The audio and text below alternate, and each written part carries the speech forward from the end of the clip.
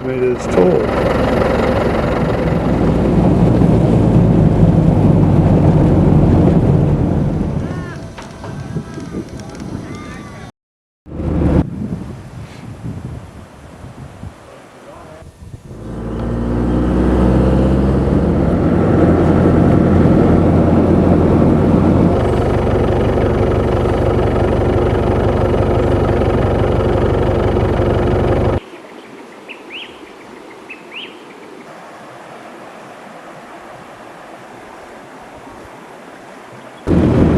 Nathan River Road heading towards Lorella Springs. This is the road into Lorella Springs. It's about 30 k's off the Nathan River Road, and I've come about 16 so far. It's not bad, it's definitely only a 4-wheel drive road though. It's pretty corrugated, there's some deep washouts and ruts. I'm on Lorella Springs property heading towards the Billabong for a swim. It's about 4 k's over 4-wheel drive tracks, but they're pretty easy, they're not too bad. You've got to be careful where you swim because there's crocs in some of the streams, so you've just got to go where the owners say and trust that they're right and the crocs know about it. Looking at an eagle's nest here on Lorella Springs property on the way for a swim. Just as I drove up, a magnificent big eagle flew out of it, so it's obviously still an active nest.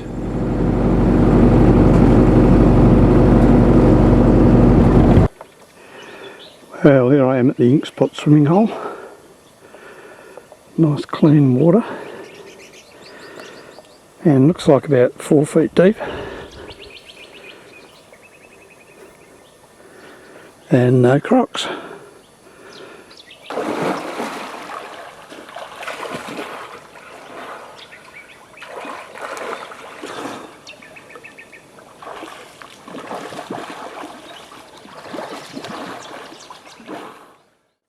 I'm at Lorella Springs, and tonight I decided to have a bit of luxury. I'm staying in this screened enclosure here. Got a nice double bed, fresh clean sheets, instead of the dusty old crap that I've been sleeping in the last few days. It's right beside a lovely, like a Billabong stream full of water lilies. So here's the view while I'm having my beer at happy hour. Lovely little Billabong. I've just arrived at a place called the Southern Lost City. From here it looks a bit like mini bungles, but not as round and beehive dome shaped as the bungles. More like tall apartment skyscrapers. That's probably why they call it the Lost City. Anyway, I'll go and have a look.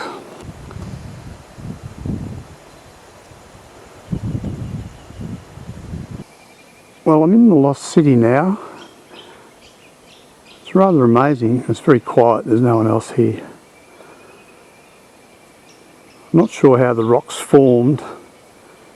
I'll have a look at that a bit later.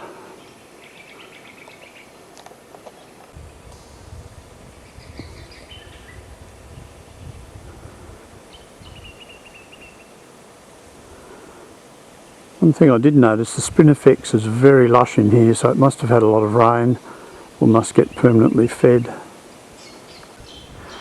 These pillars of rock stand pretty high on, I'm guessing probably up to 100 feet, maybe more. It's an interesting walk through here, certainly not easy. The trail is well marked, but it's a bit rocky and a bit of sand. And here's a good lookout post. I can see quite a bit, but it's quite huge. I've walked about probably half a kilometre and I'm not all the way around yet. I can understand why they call it the Lost City. Very much like a series of apartment buildings, skyscrapers, but there's nobody around. I haven't even seen any sign of animals. You can hear bird life. Usually you see little lizards and skinks and rustling in the bushes, but I haven't heard anything. Maybe it's because I'm the only one here and I'm clomping my way around.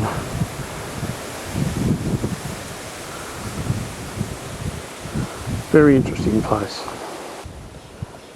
This huge rock just perched up here on top.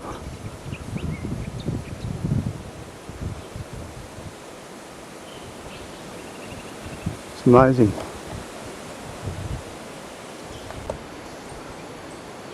I'm just taking a breather, sitting on a rock in the shade with some lovely breeze blowing and looking out on what is the rest of the lost city. I sure hope the hell I don't have to walk all the way over there because I'm just about over lost cities. It's pretty amazing. It's very much like the Bungle Bungles, but I guess the Bungle Bungles are a lot bigger and these formations are quite small in proportion. Well, almost back at the start. It was a great walk through the lost city. Quite energetic. Takes a fair bit of energy out of you, particularly on a warm day like today. But look how lush this spinifex is growing.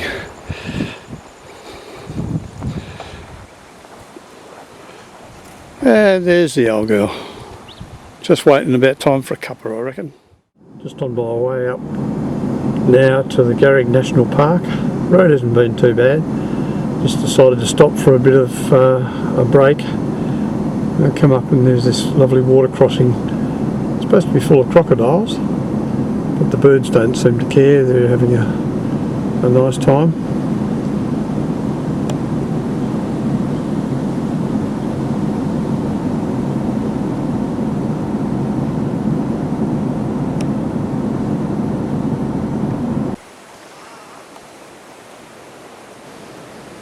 I'm at the same crossing. I'm just watching. There's heaps and heaps of fish here. And the water's only shallow on the actual ford, and some of them are swimming across, but as they do, the birds are just waiting for a free feed.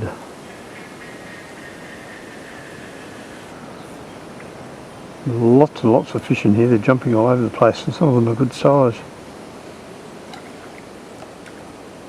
Here's one here having a go.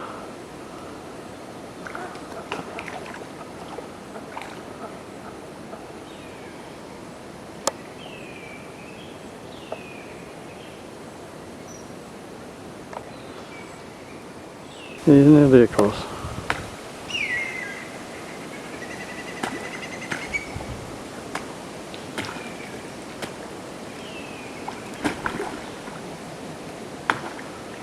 If I had a net I could scoop up enough to last me for a week.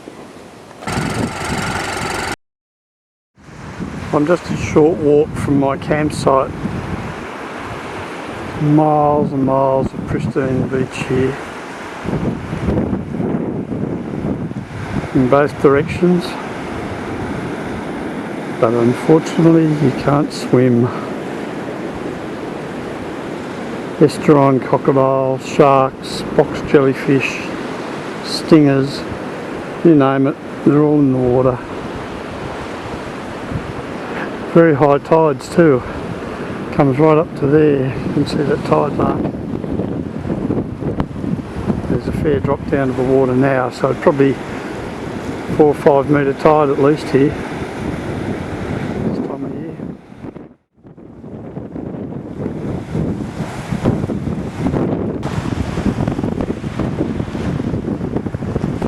I'm down at the jetty in the national park at Smith Point.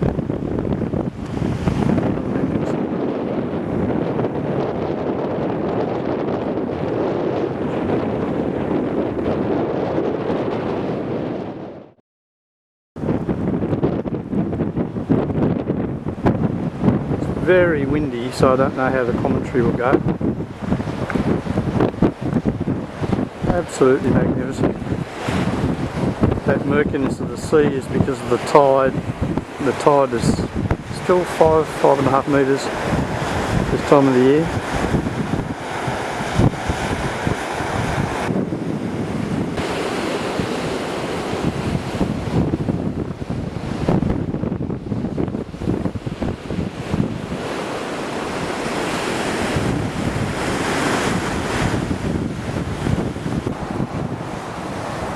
to have lunch at this little beach in the shade of a tree.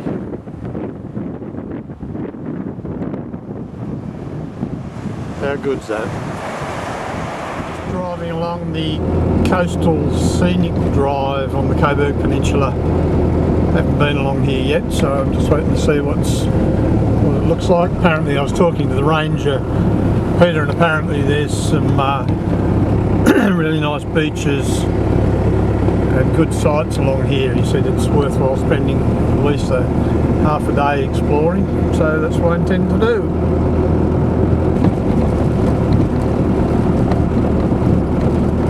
Track's quite good. It's sandy, a little bit bumpy, but it's not too bad. Just cruising along at about 30 k's and enjoying the scenery. Magnificent view of the ocean out to the left. I'll be pulling off soon and have a look.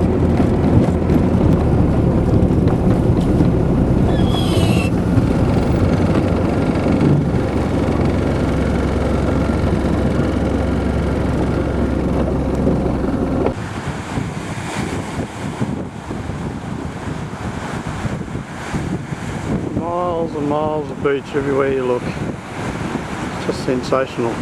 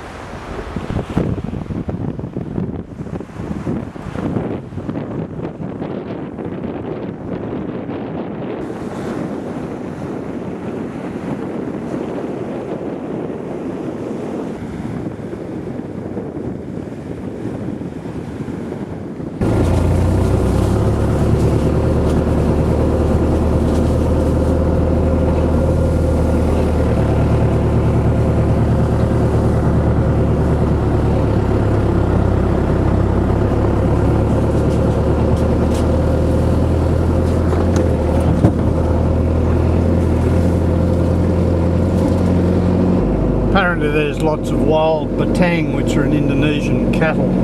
That's what all the lumps of dung are around. They don't sort of bother anybody, they hide in the bush during the day. They come out at night, and there's groups of hunters up here that fly in and hunt them, but they're not making much impact on the numbers. They're a bit out of control. Look at this.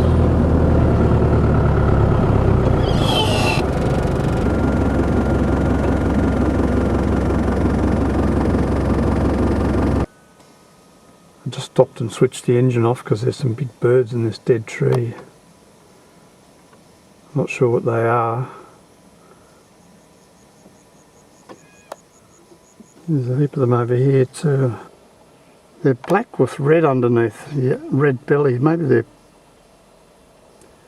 parrots.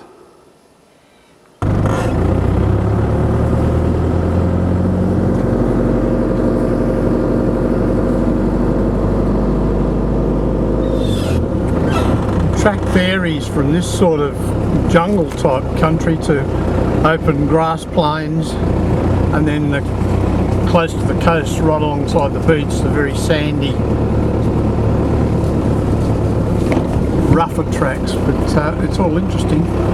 None of it's hard. I haven't needed low range in any of it. It's just an interesting drive. Here we are opening up onto the grassy bits again with that. I guess it's cane grass, it's hard to tell. They didn't have a very big wet season last year, so things are a bit drier than normal.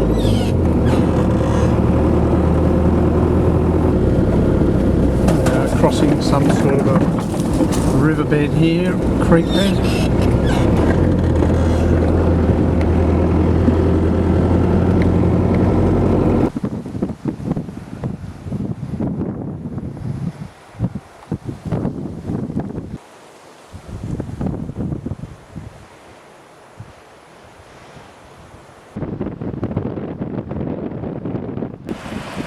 There's a little blue swimmer crab. Lying in a rock pool, too small to eat.